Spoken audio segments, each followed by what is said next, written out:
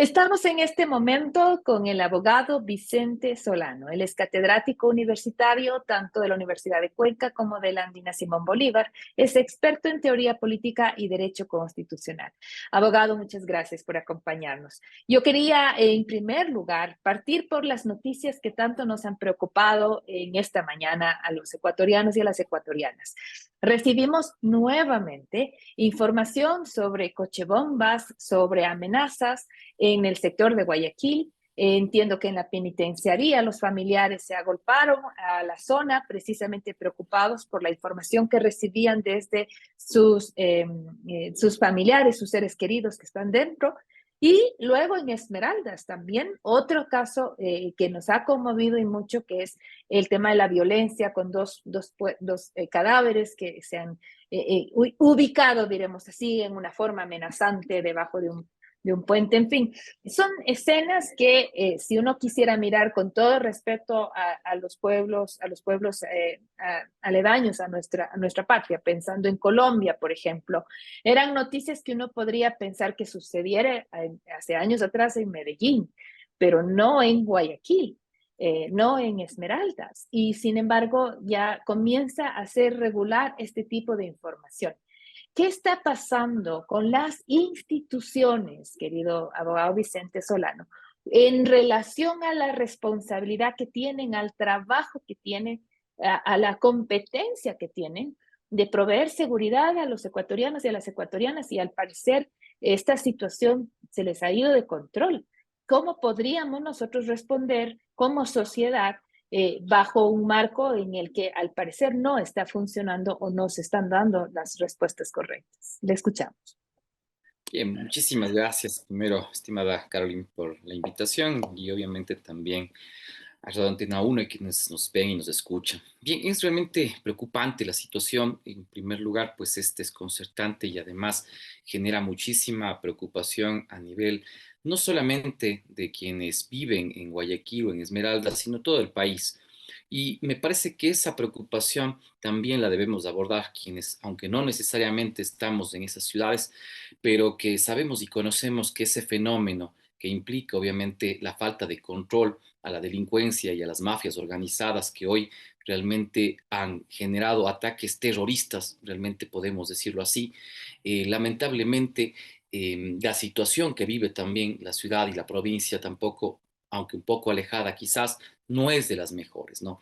Y en ese sentido, podemos ver que el aumento de la criminalidad y la delincuencia en el país en los últimos años es claramente latente, ¿no? En las estadísticas ya se ha podido demostrar que en efecto, pues en los últimos años se ha triplicado o en este caso incluso un poco más el nivel de lo que tiene que ver con asesinatos, con el tema de sicariatos y obviamente con una ola delictiva que realmente no nos permite vivir en una situación de seguridad. Realmente estos hechos violentos son prácticamente un recordatorio alarmante, decíamos, de la incapacidad del gobierno nacional, de las diferentes autoridades para controlar de manera eficaz, obviamente lo que tiene que ver con las prisiones, pero también la vida y la seguridad de todos quienes estamos fuera de esas prisiones y que obviamente estamos en las calles de la ciudad. Esta situación es alarmante, estimada Caroline, porque en efecto nos permite notar que estamos muy probablemente a las puertas de hablar de una especie de Estado fallido. Las consideraciones, incluso políticas y geopolíticas, hacen situar de que este fenómeno que lamentablemente se puede dar en ciertos países es muy latente probablemente en el país. ¿Por qué?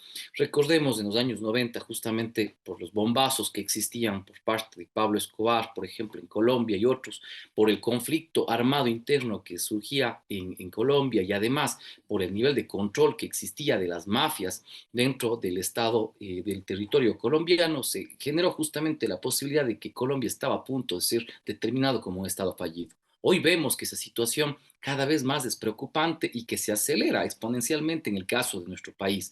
Y lamentablemente, como decíamos, las instituciones que tienen que combatir, que tienen que controlar fiscalmente las prisiones y obviamente la seguridad, no lo pueden hacer. Inclusive en los últimos días y el día de hoy veía también, además de que la Policía Nacional justamente señalaba que lamentablemente dos de sus oficiales habían perdido la vida, pero a la vez también se explicaba en los días anteriores de que varios miembros de la Policía Nacional habían sido detenidos justamente porque utilizaban un vehículo, que era un vehículo de la Policía Nacional, para movilizar droga.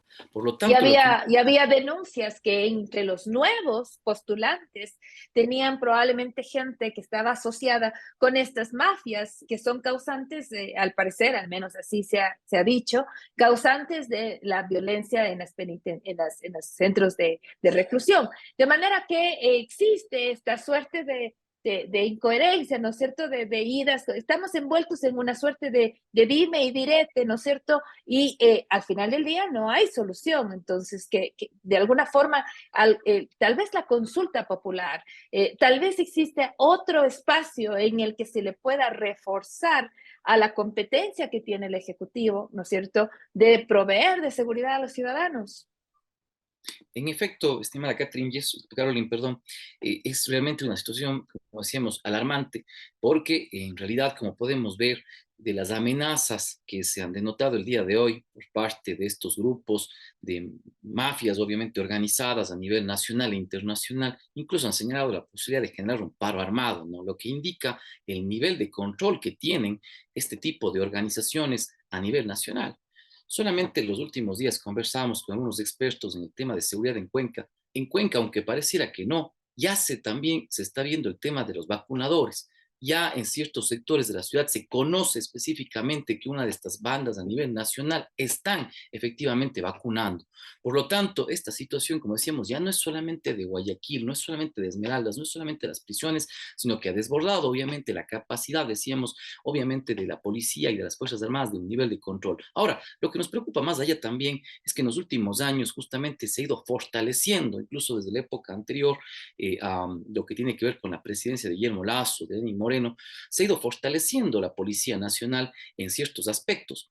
Pero aunque se ha fortalecido la Policía Nacional, lamentablemente vemos que esa eficacia en cuanto a controlar a la delincuencia, lamentablemente no se nota. Y yo le pongo un ejemplo muy sencillo. En el mes de junio, cuando se desarrollaron justamente las protestas, movilizaciones a nivel nacional de parte del sector indígena y otros sectores que reclamaban justamente algunos puntos importantes en cuanto a la situación económica del país, se vio una gran movilización de policías, de Fuerzas Armadas, un contingente importantísimo inclusive, ¿no es cierto?, que se movilizó a nivel de la ciudad y del país. Lo que nos preguntamos justamente es qué pasa entonces con esa capacidad al momento de enfrentar la delincuencia. Y claro, lo que podemos ver es que no hay una respuesta del Ejecutivo. Para ello, no tiene que ver solamente con la capacidad, sino posiblemente con la realidad en cuanto a qué mismo se quiere hacer o qué se quiere hacer en cuanto a enfrentar de manera fuerte y decidida justamente la delincuencia. Y me parece que por ahí va la pregunta, porque no solamente estamos hablando de ineficacia, sino quizás de una cuestión de decisión por parte de las autoridades para poder combatir a la delincuencia. Ahora bien, si bien es cierto el problema es complejo, usted lo acaba de responder y de señalar, me parece que es importante comenzar ya a mirar sobre salidas o soluciones a partir de los distintas herramientas, distintos instrumentos por donde se pueda plantearlos, ¿no?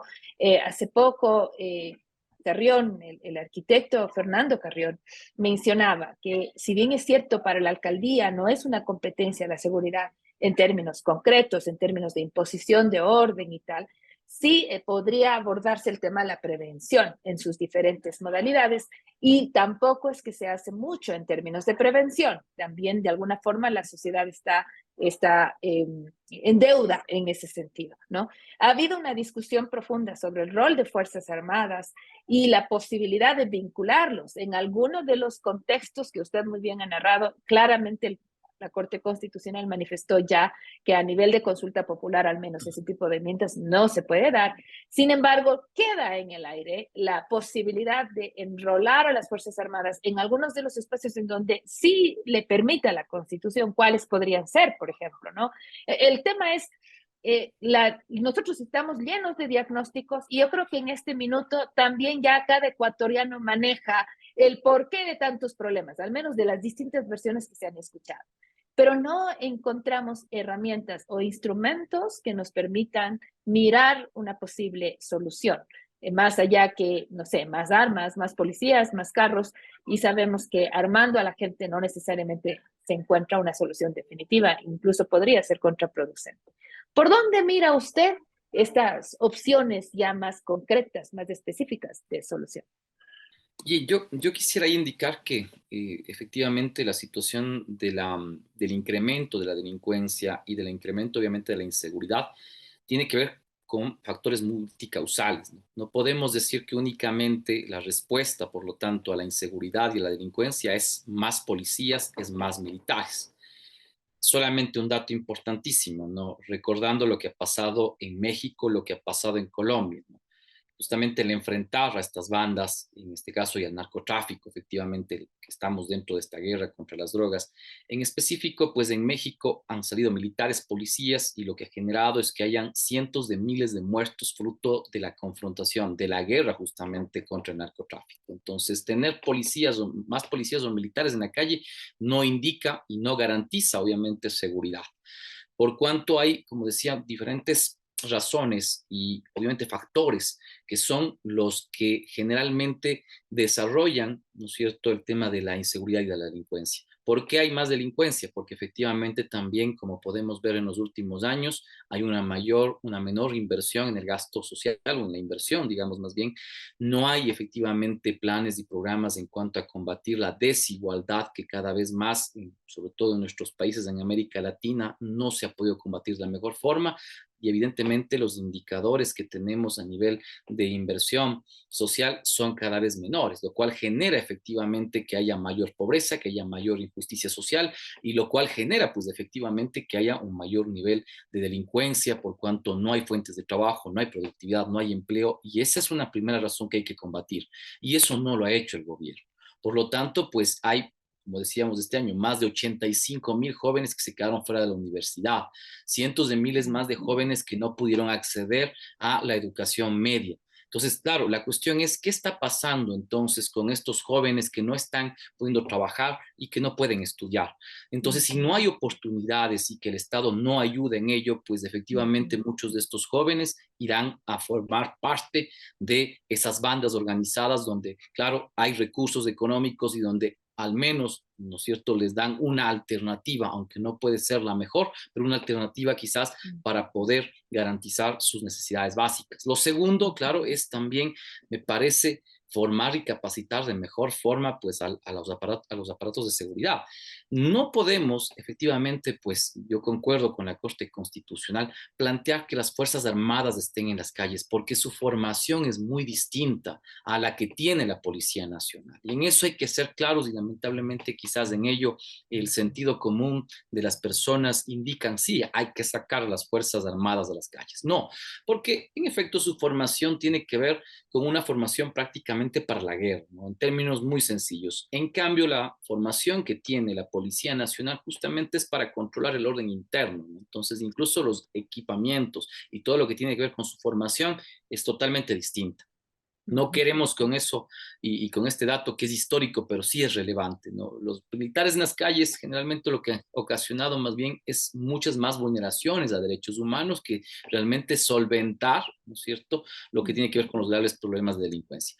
Lo que a mí me parece efectivamente, es, además de ello, es pues una reforma profunda en la propia policía y en el Estado ecuatoriano. Sabemos efectivamente, como usted ya lo indicaba, Caroline, de que lamentablemente hay, pues se podría decir, una infiltración de estos grupos mafiosos, de obviamente de estos eh, carteles de las drogas a nivel del Estado y obviamente también de los aparatos de seguridad. Entonces, por lo tanto, es necesario germinar, ¿no es cierto?, una purga, digamos así, interna, y una, se podría decir así, una mejoría en cuanto a los estándares justamente de reclutamiento de parte de la Policía Nacional. Pero además, evidentemente, sí necesitamos, pues, no solamente hacerlo eso, sino también fortalecer, obviamente, la seguridad también de quienes protegen, ¿no es cierto?, a nuestros ciudadanos y ciudadanas. Entonces, por ejemplo, en los últimos meses hemos visto cómo funcionarios judiciales han sido asesinados, lamentablemente, a plena luz del Así día, es, lo cual no así es. garantiza, por cierto, no garantiza